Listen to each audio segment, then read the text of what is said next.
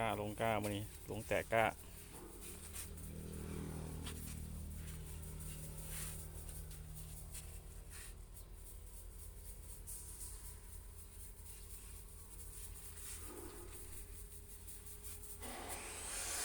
แกงลงแต่ก้าตะนงมือ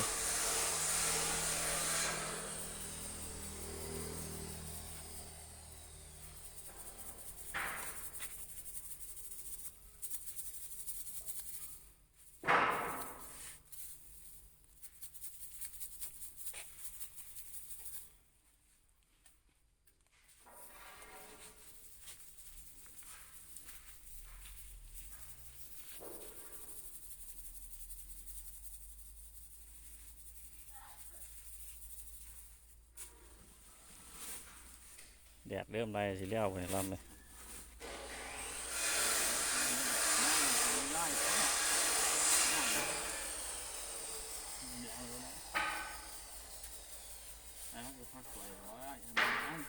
โอ้พักพอดีก้ายาวกันละทางยอดออกมาบักลายเลย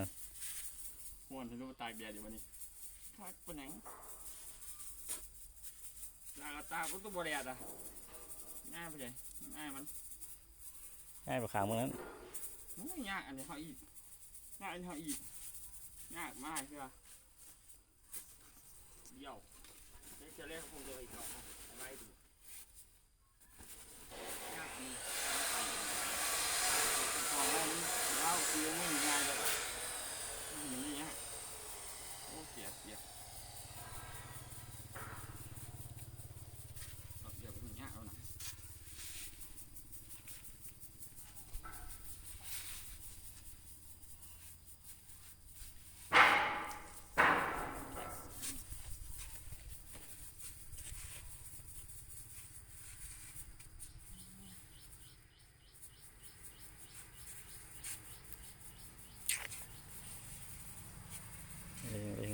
เล็งตกกาหน้าปีดำหน้าปีหน้าให้เดียว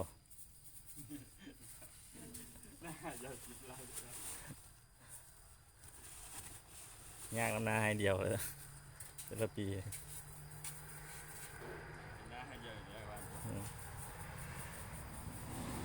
ให้อื่นบ่ยากเราให้นี่นะให้นี่ยากกับมู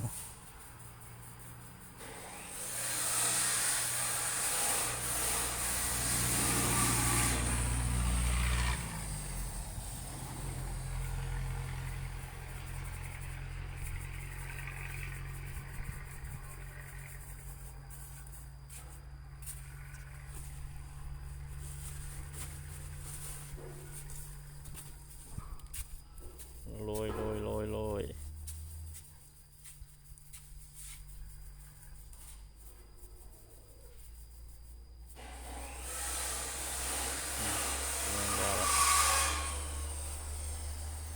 ประมาณ80แต่ตัวได้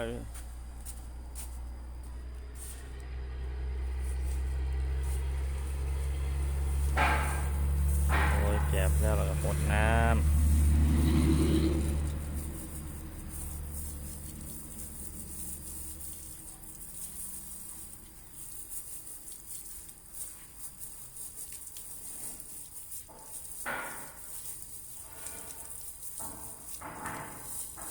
บ่ต้องสั่นไหมสั่นให้หน้ามีแห้งเอาไปฉีดไปเลยจึ้งหล่นเปียกแล้ว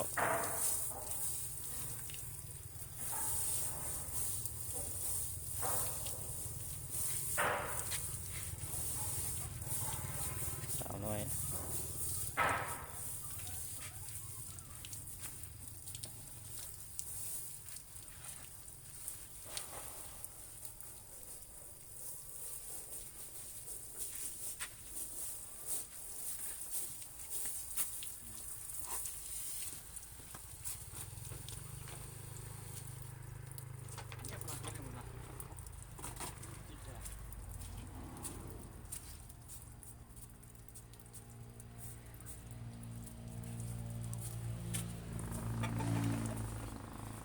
เก็บโอ้ย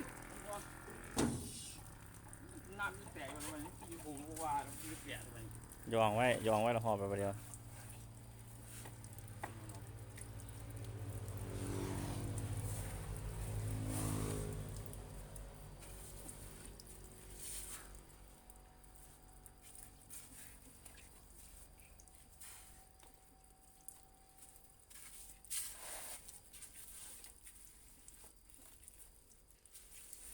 หาแต่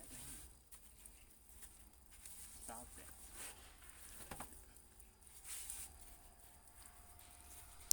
ได้คือละเศร้าแต่ ยายเป็นคนทางเลยบ้านคุณทางมาเยอะเลย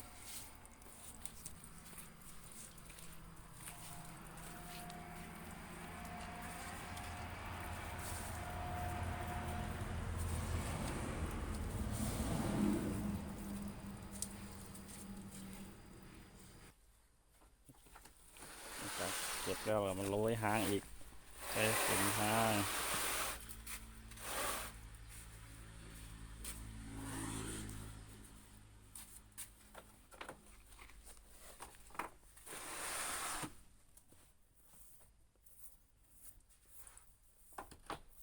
เนี่ยต้องได้ขี้เกียจไปรอจังหวะเอาตู้ที่ง่ายนี่แล้วนี่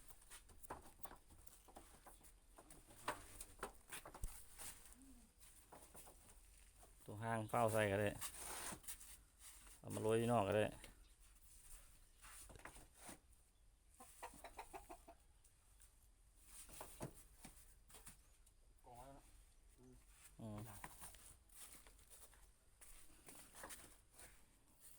สำคัญเวลาตกอย่าให้มันขอบทางดินทางจากแต่สิ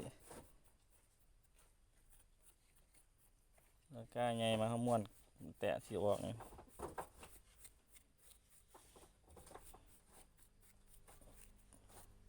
มันสิเปื่อยมันสิบ่เป็นเบาะพวกดำยาก